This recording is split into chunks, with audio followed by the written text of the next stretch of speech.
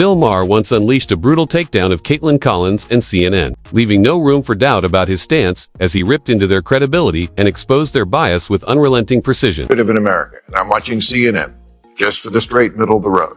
That's what I hear for 15 minutes. It's great, and then Lonely Scott. It does look, and when you see the path, it does look like tokenism. It's kind of like the same as the... It turns out the battle between Maher and Kaitlan Collins is far from over. These two media heavyweights have been trading blows for weeks, and honestly, it's easy to see why. Caitlyn isn't just a journalist, she's a smug, self-righteous attack dog with a single mission: get Trump out of the White House. She won't stop, she won't rest, and she won't blink. She twists the truth, play dumb, or pose as the ultimate moral authority if it serves her goal. Think I'm exaggerating? You're going to want to see this old clip. Pressing question, Caitlyn, you would ask VP Harris if you had the chance. I would have a lot of questions for her, but I do think I would ask about, where she stood when she was running as a candidate and for the 2020 Democratic primary, and where she stands on a lot of issues now. She's criticized a lot by Republicans for reversing her positions. I think also, Donald Trump has reversed a lot of his positions from covering those.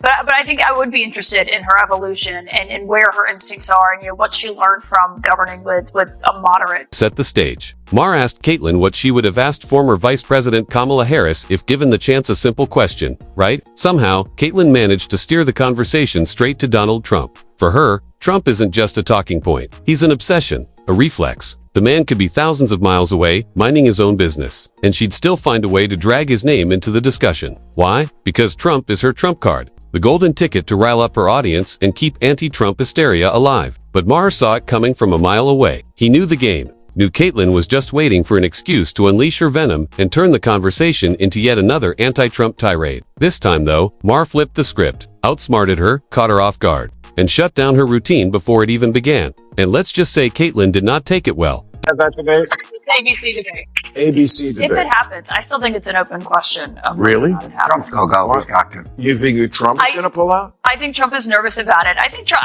I talked to a lot of sources in his world. I think he has really struggled with it. It's not just a narrative or a talking point from Democrats.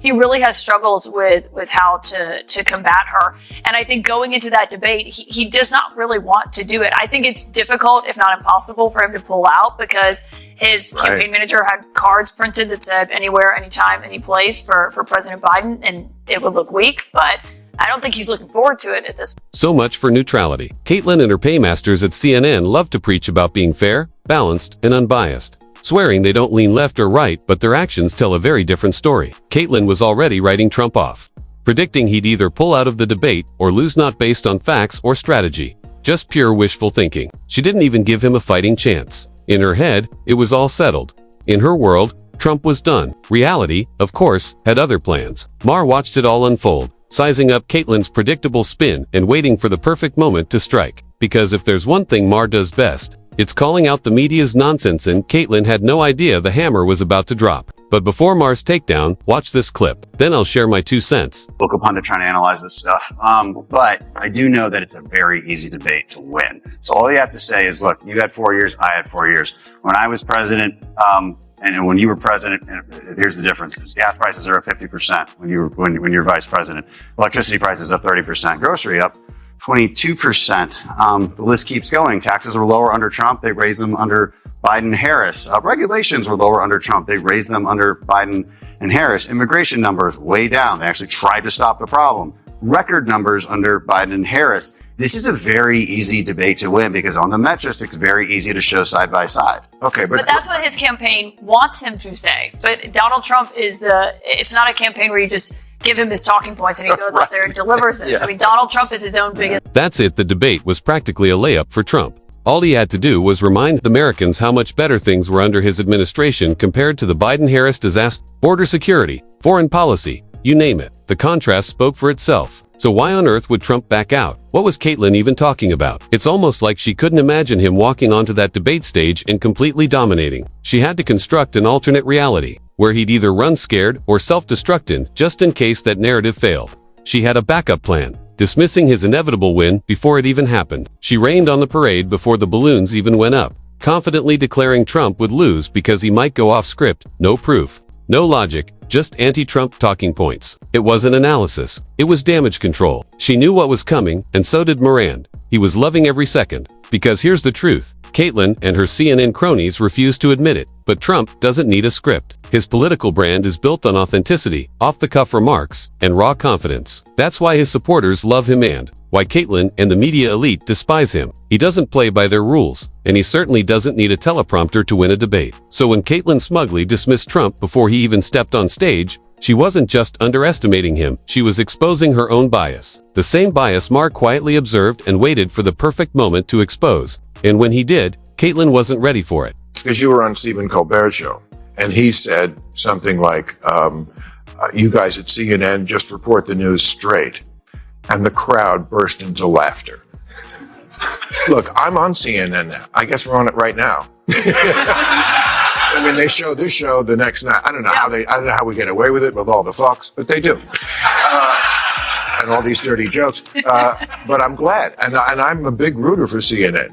But that tells you a lot, doesn't it? I mean, how do you guys think you are doing this in that arena of like, this is a terribly divided country. We're not only politicized. A lot of people just hate the other side. And CNN, in my view, should be the place where both sides can watch.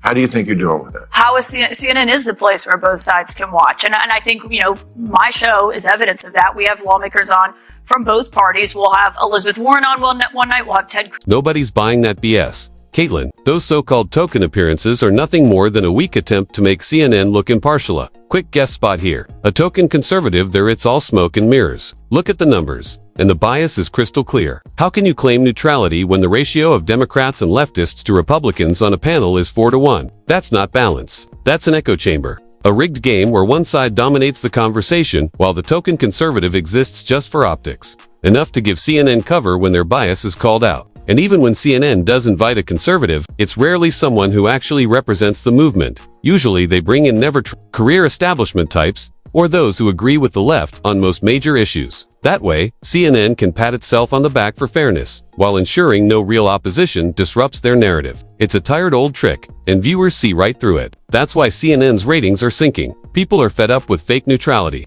manufactured debates, and shameless bias disguised as journalism. Yet Caitlyn and her network still have the audacity to act like they're the gold standard of balanced reporting. Sorry, but that illusion shattered a long time ago. Being a place of credibility. I mean, look at what just happened in Chicago. We had 300 people from CNN on the ground covering that convention. There were several reporters from just our team alone on the floor, bringing it in real time to people. And I think CNN puts resources behind things and just brings a level of news that you don't get anymore. Let me tell you exactly why CNN had cameras, reporters, and correspondents all over the Republican convention. Caitlyn, it wasn't about fair coverage or journalism. It was about one thing and one thing only, waiting for us. CNN wasn't there to give the GOP honest airtime or report on the convention. They were on a gotcha mission, watching and hoping for the tiniest mistake from Trump or his allies so they could blast it across the airwaves. A fumbled word? Headline news. An awkward pause, breaking story. A single protester outside, front page material. And let's not pretend otherwise. If they found nothing, they'd spin something. That's the playbook. They weren't there to report on policy discussions, conservative priorities, or the enthusiasm of the Republican base. No, those parts would be glossed over, ignored, or twisted into some fear-mongering narrative about threats to democracy. Meanwhile, when Democrats hold their convention, CNN suddenly turns into a PR firm. No tough questions, no obsessive nitpicking, just glowing coverage and fawning analysis. Every speech is historic, every moment is powerful, and any controversy magically disappears. So no, Caitlyn, don't act like CNN was there to provide fair and balanced coverage. They were hunting for dirt. And everyone knows it. Conservative in America. I'm watching CNN just for the straight middle of the road. That's what I hear for 15 minutes. It's great, and then Lonely Scott. It does look, and when you see the path, it does look like tokenism. It's kind of like the same as The View. It's like it's almost better to have nobody there, like MSNBC, than to have this.